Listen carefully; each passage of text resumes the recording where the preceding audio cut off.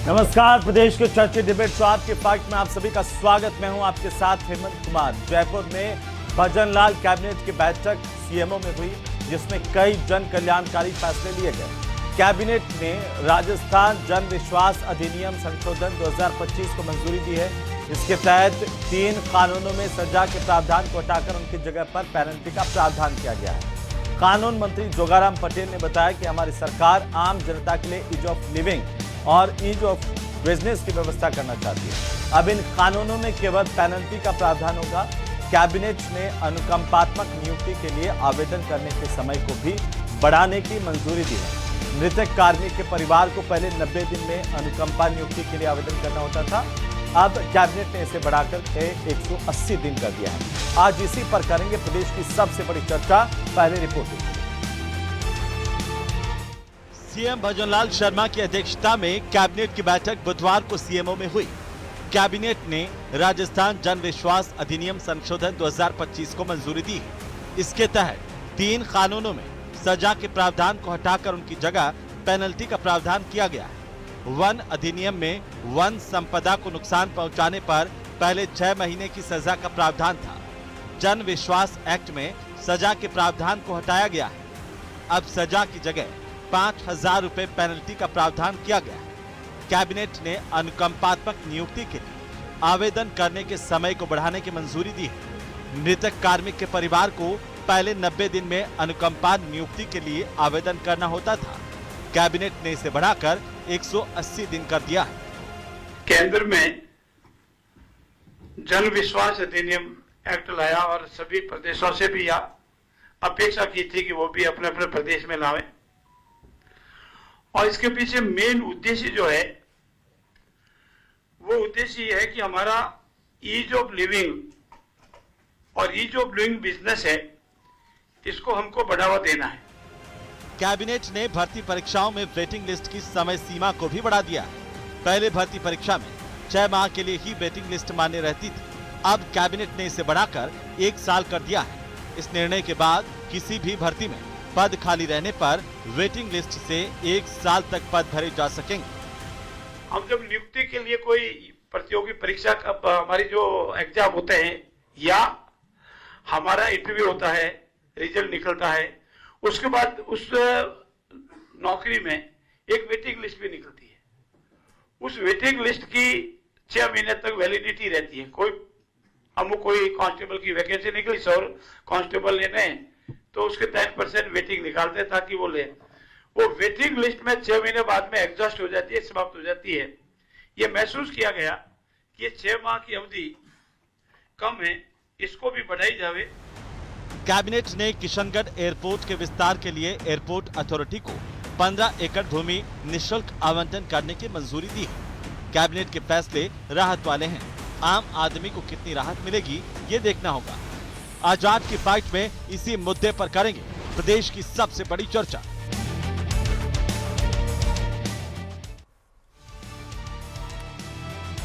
तो कैबिनेट के फैसलों पर आज बात करेंगे। उससे पहले आज के महत्वपूर्ण सवालों पर नजर डालते हैं। सवाल नंबर 1 कि कैबिनेट के फैसले से आम जनता को आखिर कितनी राहत दी गई है, इसके मायने क्या है, इसको जरा समझेंगे। सवाल नंबर 2 जन विश्वास अधिनियम को मंजूरी, सजा की जगह पर पेनल्टी, इसे भी समझेंगे। और सवाल नंबर 3 ये है कि भर्ती वेटिंग लिस्ट के अभी बढ़ी बेरोजगारों को अवसर, बेरोजगारों के लिए और कितने अवसरों का सृजन किया जा रहा है, इससे बेरोजगारों को कैसे राहत मिलेगी, इसको भी समझेंगे। हमारे साथ खास मेहमान जुड़ चुके हैं। सीधे मैं आपका परिचय करवाता हूं हमारे मेहमानों से। शैलेश कौशिक है हमारे साथ, भारतीय जनता पार्टी के प्रवक्ता। प्रतीक सिंह हमारे साथ हैं, कांग्रेस पार्टी के प्रवक्ता। इस पे मित्तल हमारे साथ हैं, वरिष्ठ पत्रकार के तौर पर। डॉक्टर वरुण पुरोहित हमारे साथ हैं, राजनीतिक विश्लेषक के तौर पर। सबका स्वागत, सबका अभिनंदन। शैलेश जी, शुरुआत आपसे। आज महत्वपूर्ण बैठक कैबिनेट की और इसमें कई फैसलों पर कैबिनेट ने अपनी मोहर लगाई है। कैसे ये आम जनता के कल्याणकारी फैसले लिए गए हैं, जरा बताइए। देखिए हेमंत जी, इस कैबिनेट बैठक के माध्यम से जिस तरीके से राजस्थान जन विश्वास अधिनियम में संशोधन किए गए हों या पर्यटन नीति में जो और अधिक सुलभ और ऐसी योजनाओं का विकसित करने का जो अनुमोदन किया गया हो, इसके अलावा सबसे महत्वपूर्ण बात यह है कि जो अनुकंपा नियुक्ति का विषय था, जिसकी 90 दिन की सीमा थी, कई बार कई जो मृतक कर्मचारियों के जो आश्रित होते थे वो अपने दस्तावेजों को एकत्रीकरण नहीं कर पाते थे या कोई परिस्थिति के कारण, उस समय अवधि में वृद्धि की गई है। और इसके साथ साथ जो अभ्यर्थी होते थे, जो वेटिंग लिस्ट थी जिसकी की वैलिडिटी 6 मंथ थी, उसको 1 साल तक बढ़ाया है। निश्चित रूप से जब 1 साल तक बढ़ेगा तो उन्हीं अभ्यर्थियों को जिन्होंने पेपर दिया है रोजगार के अधिक अवसर उपलब्ध होंगे, उन्हें दोबारा परीक्षा देने की जितने लोग उस समय अवधि के अंतर्गत चयनित होंगे निश्चित रूप से आवश्यकता नहीं पड़ेगी। तो इसके माध्यम से सरकार के द्वारा, भजनलाल जी की कैबिनेट के द्वारा रोजगार सृजन में कर्मचारियों को और अभ्यर्थियों को, और इसके साथ साथ जो जन विश्वास के माध्यम से जो ऐसे कानून थे जिनमें थोड़ी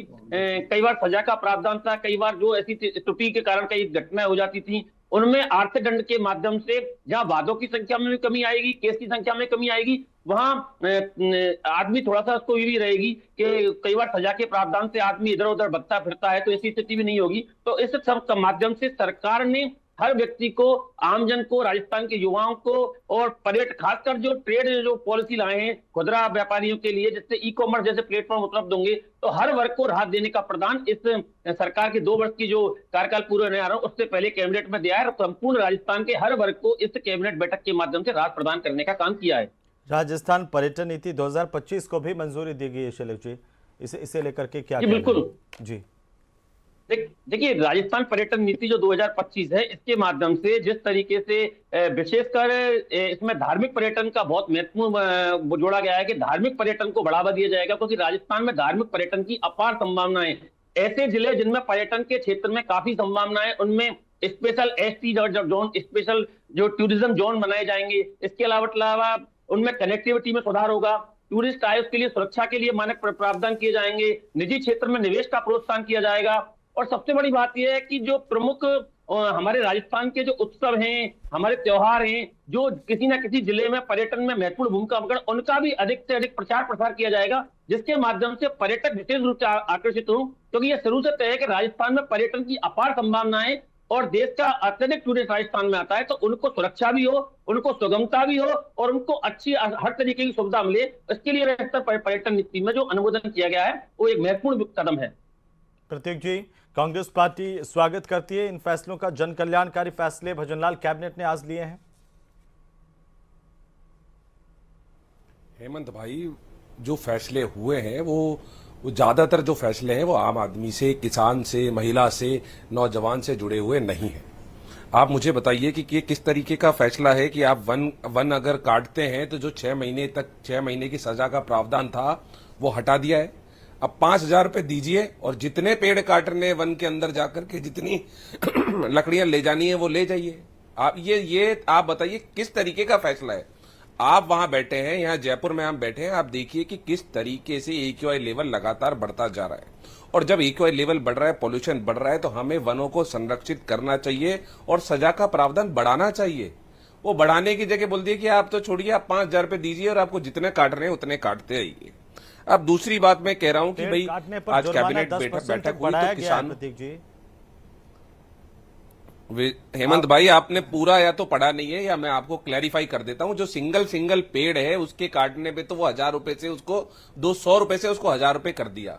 लेकिन जो जंगल से लकड़ी काटने का जो कानून था, जो वन अधिनियम में वन संपदा को नुकसान पहुंचाने का जो कानून था, जिसमें 6 महीने की सजा का प्रावधान था, वो 6 महीने की सजा का प्रावधान हटा दिया गया है। उसके अंदर 5,000 रुपए का जुर्माना लगा दिया है।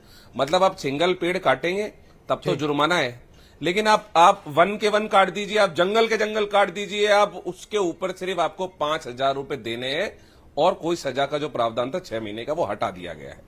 अब दूसरी बात करता हूं मैं। आज कैबिनेट की मीटिंग हो रही थी तो जो राजस्थान का किसान है वो टकटकी लगा करके देख रहा था। वो सोच रहा था कि जो हमारी फसलें खराब हुई थी अभी अतिवृष्टि के कारण, हमको कुछ मिलेगा क्या? इसके अंदर कुछ जिक्र हुआ?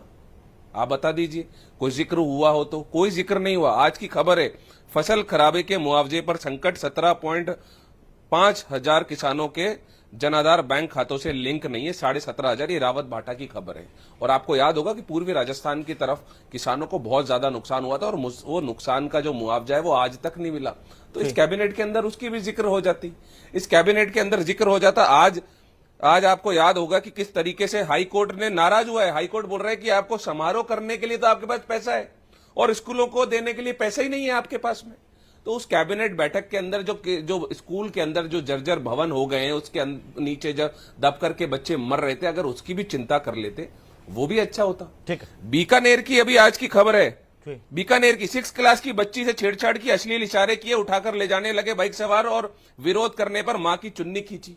तो बेटियों का भी थोड़ा सा दर्द समझ लेते, उसका भी जिक्र हो जाता है इस कैबिनेट में। तो इस कैबिनेट में मोटे मोटे तौर पे अपने अपने लोगों को जंगल हड़पने के लिए, अपने लोगों को माइंस देने के लिए, अपने लोगों को जमीन देने के लिए, अपने लोगों को अरावली की पहाड़ियां देने के लिए ये सारे कानून लाए गए हैं और कुछ नहीं है। जी कौशिक साहब जवाब दीजिए, 10 सेकंड, फिर 2 और मेहमान हैं। जी देखिए, कांग्रेस के संग दिक्कत यह है कि आप बताइए जो अनुकंपा नियुक्ति में छूट मिली है कि अपने लोगों के लिए है कि राजस्थान के नागरिकों के लिए है? क्या वेटिंग लिस्ट में छूट मिली है वो राजस्थान के नागरिक युवाओं के लिए नहीं है? क्या किशनगढ़ एयरपोर्ट को जो वेटिंग लिस्ट में इतने युवा पहले से वेटिंग लिस्ट में आज तक बताइए आप किसको नौकरी मिली? कौशल्य जी आप मुझे बता दीजिए, वेटिंग लिस्ट जो पहले की लिस्ट नहीं भरती, वेटिंग लिस्ट में कहां से भर जाती है? आपको 1 साल बढ़ा है, आपको स्वागत 6 साल कर दो ना उसको, 6 महीने से पहले भर जाती है, उसको 6 साल कर दो, उससे क्या फर्क पड़ रहा है? आम इंसान को उससे क्या फर्क हुआ? नौजवान को उससे क्या फायदा हुआ? कोई फायदा नहीं हुआ नौजवान को उससे। यही जो गहलोत सरकार की नीति थी, जिस तरीके से आपने अरे हुआ ही नहीं फायदा। फायदा होता आप 6 महीने की वेटिंग लिस्ट में पहले ही कोई भर्ती नहीं होती। आप मुझे आप हेमंत भाई मेरे को एक एग्जाम बता दें जिसके अंदर 6 महीने की जो वेटिंग लिस्ट निकलती है उससे भर्ती दी हो। एक परीक्षा बता देंगे, चलिए इनसे पूछ लेता हूँ। 6 महीने का प्रावधान था ना पहले, 6 महीने के प्रावधान में अगर अभी तक कोई नौकरी दे दी हो, बताइए वेटिंग लिस्ट से, बताइए। छूट मिली है, वेटिंग लिस्ट में छूट मिली है, उनको छूट मिली है, तो आपको दर्द हो रहा है। जिस तरीके से आपको लगातार बेरोजगारी में दर्द होता था पहले, बेरोजगारी को बढ़ावा दिया था। हेमंत भाई मैं पूछ रहा हूँ वेटिंग लिस्ट से, हेमंत भाई मैं पूछ रहा हूँ वेटिंग लिस्ट से, अभी 2 साल में वेटिंग लिस्ट में से किसी एक परीक्षा में किसी को अगर नौकरी दी हो तो उसका नाम बता जाए। आप इसको बढ़ा के 6 साल 10 साल कर दीजिए, उससे क्या हो रहा है? किसी को नौकरी दी हो तो बताइए वेटिंग लिस्ट में से। कोई युवा एग्जाम का नाम बता दीजिए, चलिए अभ्यर्थी का नाम नहीं पता आपको तो। साल में फटकारी होगा तो युवा को आप समझिए, अगर वो 6 महीने बताइए, अरे कोई परीक्षा का नाम बता दो 2 साल में दी हो तो। रोजगार नहीं मिलेगा क्या? लेकिन एक भी आदमी को अगर नौकरी मिलती है तो ये तो अच्छी बात है ना प्रतीक जी, इसमें क्या दर्द है आपको? अरे दियो तो बताइए ना, मैं तो कह रहा हूँ एक को भी मिलती हो बहुत अच्छी बात है, लेकिन कोई परीक्षा का नाम तो बता दीजिए जिसमें दियो। जी देखिए, ये जंगल काटने की छूट नहीं है, ये ऐसे अपराध। आप एक बार बताइए, कई बार कई आदिवासी लोग या ग्रामीण लोग उनकी मवेशी जंगल में घुस जाती है और वो मवेशी जंगल में अगर वो जंगल को नुकसान पहुंचाती है, या कई बार किसी का अज्ञानता के वश कोई पेड़ कट जाता है, या उस ऐसी स्थिति के लिए छूट का प्रावधान किया गया है जिसके माध्यम से आर्थिक दंड के माध्यम से पेड़ काटने में जुर्माना है। अगर आर्थिक दंड लगेगा तो आदमी को दिक्कत होती है। जो गरीब आदमी किसान होता है, अगर उसको आर्थिक दंड लगता है तो ऐसी स्थिति में समझ आती है। कई बार अज्ञानता अपनी बात में कॉन्ट्रडिक्ट कर रहे हैं, पेड़ काटने में जुर्माना किया गया, इसके लिए प्रावधान नहीं किया गया कि एक तरफा जंगल काट दीजिए। आप इसको तर्क को करें, आप ये करें कि कई बार मवेशी अगर नुकसान कर देती है जंगल का, ऐसी स्थिति में या किसी अज्ञानतावश हो जाता है, कई बार कोई ईंधन की दृष्टि से काट लेता है छोटे मोटे, उसके लिए प्रावधान किया गया। सजा का प्रावधान न होकर अर्थदंड के माध्यम से वो लोग सावधान हो। आप विषय की उसको समझिए, विषय में तर्क और कुतर्क का अंतर यही होता है कि आप उसको किस रूप से देखते हैं। ठीक है, ऐसे मैं केवल ये कहा। जी ठीक है सर, मैं आता हूं वापस से। डॉक्टर वरुण पुरोहित साहब, कैसे देखा जाए आज के कैबिनेट के फैसलों को, जनहितकारी जन कल्याणकारी जो सरकार कह रही है? देखिए हेमंत जी, अगर मैं क्रिटिसाइज करूंगा तो बीजेपी मेरे पीछे लग जाएगी, भाई देशद्रोही है देशद्रोही। लेकिन मुझे इन फैसलों से कुछ नजर नहीं आ रहा, खाली खाना पूर्ति 2 साल पूरे हो गए, उसकी खाना पूर्ति अपनी औपचारिकता करने की बात हो रही। अभी पेड़ सर ये एक तो आपने एक धारणा बना ली है, क्यों बीजेपी आपको देशद्रोही करने लग जाएगी? आप करते ही क्रिटिसिज्म करते ही कहने लग जाते हैं, इसका भी कोई कानून ले आएंगे, मैं तो क्या करूं, इसका इलाज क्या कर सकता हूँ? अब मुझे तो नहीं समझ में आई तो मैं मेरे व्यूज ही बोलूंगा। आपने पूछा मेरे व्यूज, जी आपके व्यूज ही बोलने सर। जी मैंने आपको कहा कि इम्प्लीमेंटेशन की हो, पॉलिटिकल विल हो तो कोई कानूनों में संशोधन की आवश्यकता नहीं है। लॉ एंड ऑर्डर की इतनी स्थिति खराब है। मैंने पिछली बार इन प्रदेश अध्यक्ष थे जब भी आपको बोला, इनके भारतीय जनता पार्टी कार्यालय का अशोकनगर थाने के क्षेत्र में आप घर पूरी लेन में चले जाइए, लोग इतने परेशान है, कोई कहीं डीजे बज रहे हैं जोर जोर से, कहीं क्या कोई थाने वाले फोन नहीं उठाते। आपको तो अभी लगा के दिखा दूं। तो ये लॉ एंड ऑर्डर की जो कैबिनेट के फैसलों को लेकर के बता दीजिए। जी एक टिप्पणी आपकी कैबिनेट के फैसलों को पोजीशन है। जी राजनीति में आप जो राजधानी की पोजीशन है, अभी जंगल काटने की बात है, राजधानी में सेंटर में पेड़ काट रहे थे, बच्चों ने आंदोलन किया, कुछ लेना देना नहीं। हसदेव के जंगल छत्तीसगढ़ में काट रहे हैं। अभी इन्होंने एक कैबिनेट कमेटी सेंट्रल गवर्नमेंट ने सुप्रीम कोर्ट में पेश की है रिपोर्ट, अभी रिपोर्ट तो आई नहीं है कि इन्होंने अपनी प्रस्तावना पेश करी है कि डेफिनेशन बदल दी इन्होंने अरावली पहाड़ों। तो ये पूरे देश को इस प्रकार से एक पूंजीवाद के मकड़ जाल में, जिसको हम ऑक्टोपसी के पंजे या टेंटिकल्स कहते हैं, उसमें शामिल करने की बात कर रहे हैं। तो इसमें कौन सा ease of doing business, what is this ease of doing business? उससे आप सोसाइटी का फैब्रिक खत्म कर दोगे, सामाजिक सुरक्षा खत्म कर दोगे, सामाजिक चैन शांति समाप्त कर दोगे।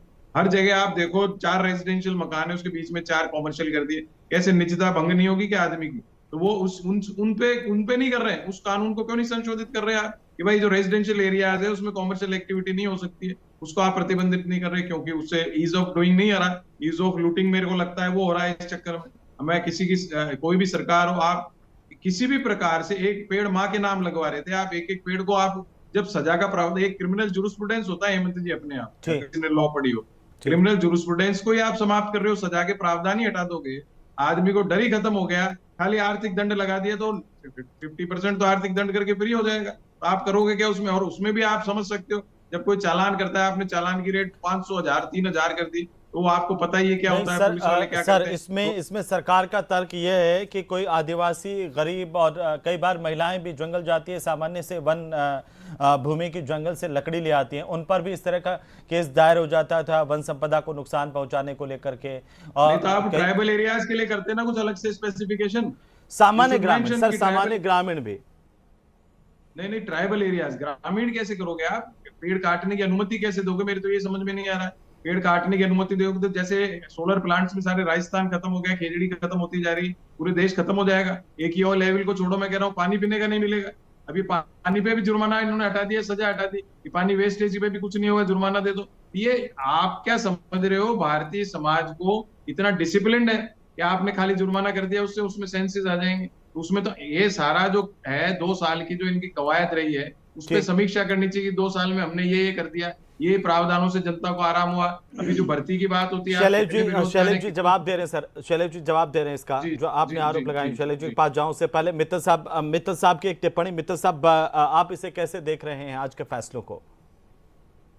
नहीं देखिए हेमंत, फैसले बहुत अच्छे फैसले हैं और क्या नाम से जब इनकी क्रियान्वित होगी लोगों को लाभ मिलेगा।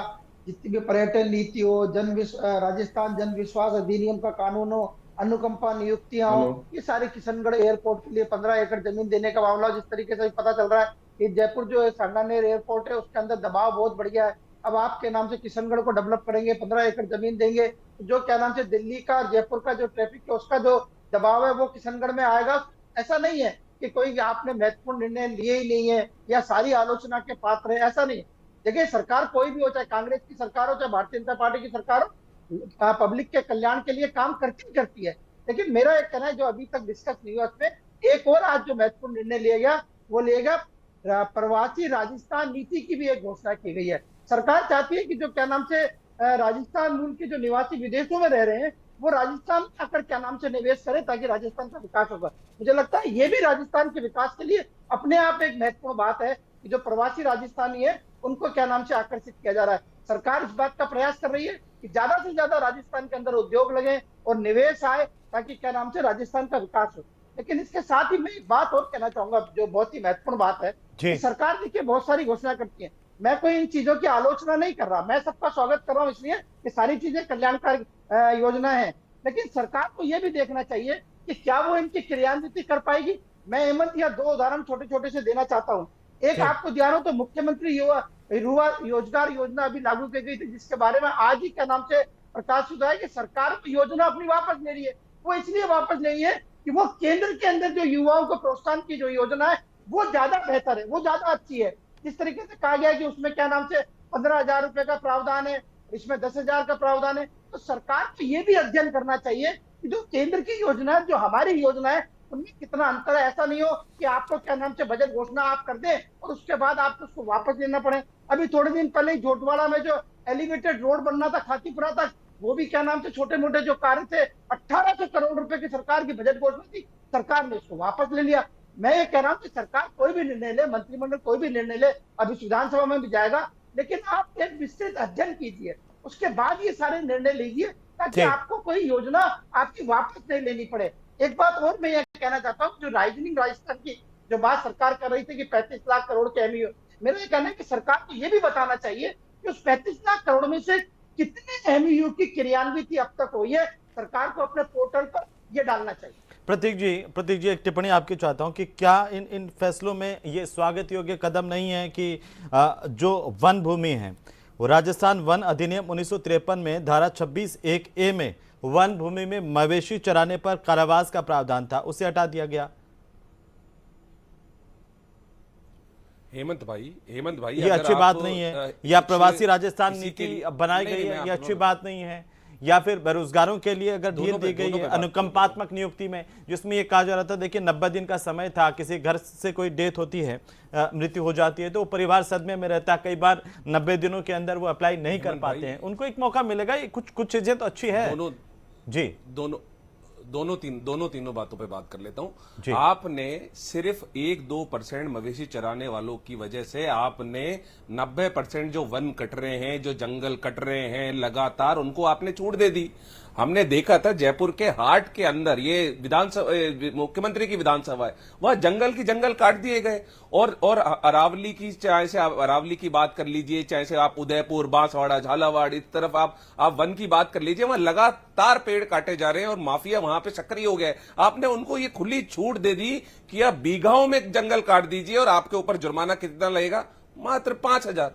अब दूसरी बात आता हूं, आप कह रहे थे कि प्रवासी राजस्थानियों के लिए, बहुत अच्छी बात है, आप प्रवासी राजस्थानियों की अगर चिंता कर रहे हैं अच्छी बात है, लेकिन जो रह रहा है राजस्थान में उसकी चिंता कौन करेगा? उसकी चिंता क्या उस किसान की चिंता क्या मुख्यमंत्री कर रहे हैं? उस यहां पे रहने वाले युवाओं की चिंता कर रहे हैं, यहां पे रहने वाली महिलाओं की चिंता कर रहे हैं, बेटियों की चिंता कर रहे हैं, अपराध जो लगातार बढ़ रहे हैं, किसानों को मैं आपको खबर बताऊंगा, आप चौंक जाएंगे, डिमांड जमा, सपने अधूरे, 3,900 किसानों को 2 साल बाद भी बिजली के कनेक्शन का इंतजार है, 2 साल बीतने के बाद भी। ठीक है। आपको याद है किसान लगातार हड़ताल कर रहे हैं कि दिन में बिजली नहीं मिल रही है, रात में बिजली आ रही है। ठीक है। अब बताइए, तो यहाँ रहने वालों की तो चिंता कई करेंगे जगहों पर दिन में या भी चिंता है हमको अमेरिका रहने वालों की चिंता है? जी शैलेश जी जी अभी पुरोहित साहब ने भी सवाल उठाए, वरुण जी ने भी सवाल उठाए और कांग्रेस भी सवाल उठा रही है, चाहे वो वन भूमि वाले मामले को लेकर के हो कि वन संपदा काटी जा रही है और इसलिए अब एक जुर्माना देकर के काटने का आपने प्रावधान कर दिया, वन कैसे बचेंगे?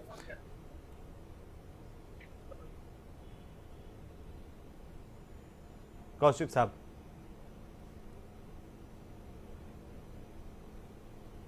सर बोलिए।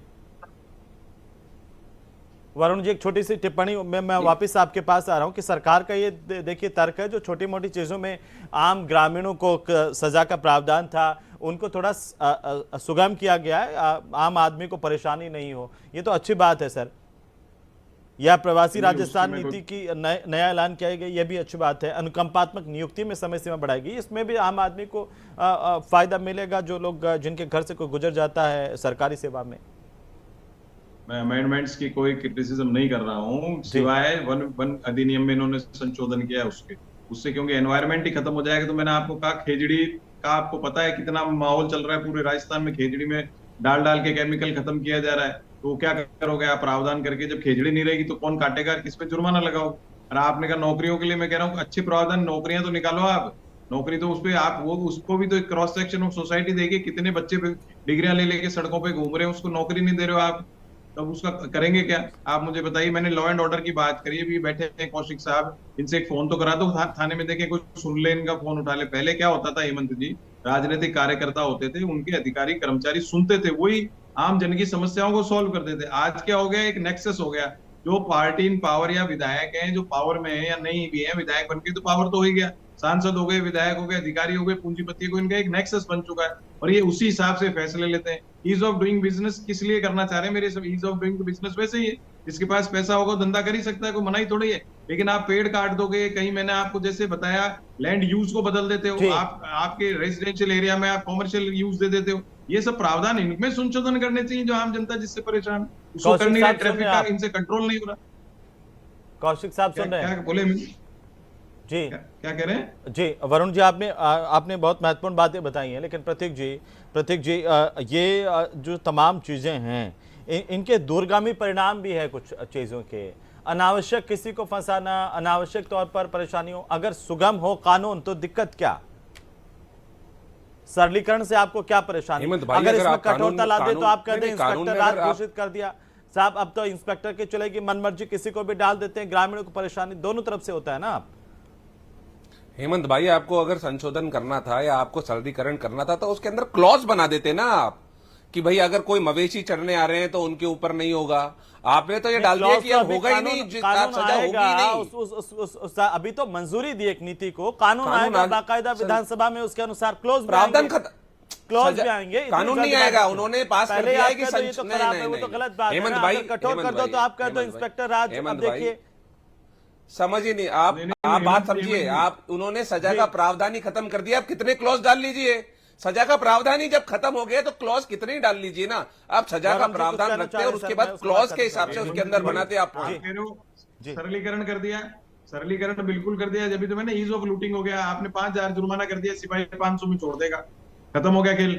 ये तो प्रैक्टिकल बात है, मैं बोलना नहीं चाह रहा था। ऐसी सब फील्ड्स में हो जाएगा कि वो जुर्माना आपने 5,000 कर दिया, वो उसके वो 1,500 लेगा और वो तो भ्रष्टाचार बढ़ जाएगा चरम सीमा पे। तो सजा का प्रावधान ही नहीं तो कोई डरेगा नहीं। बहुत शुक्रिया आप सभी का चर्चा में शामिल होने के लिए। कैबिनेट की तरफ से अहम फैसले लिए गए जो जन कल्याणकारी, लेकिन आगे आने वाले दिनों में जो भविष्य में इनको कसौटी पर कसा जाएगा कि आखिरकार ये कितने जन कल्याणकारी, कितने हितकारी और इनके क्या परिवर्तन इनसे हो रहे हैं।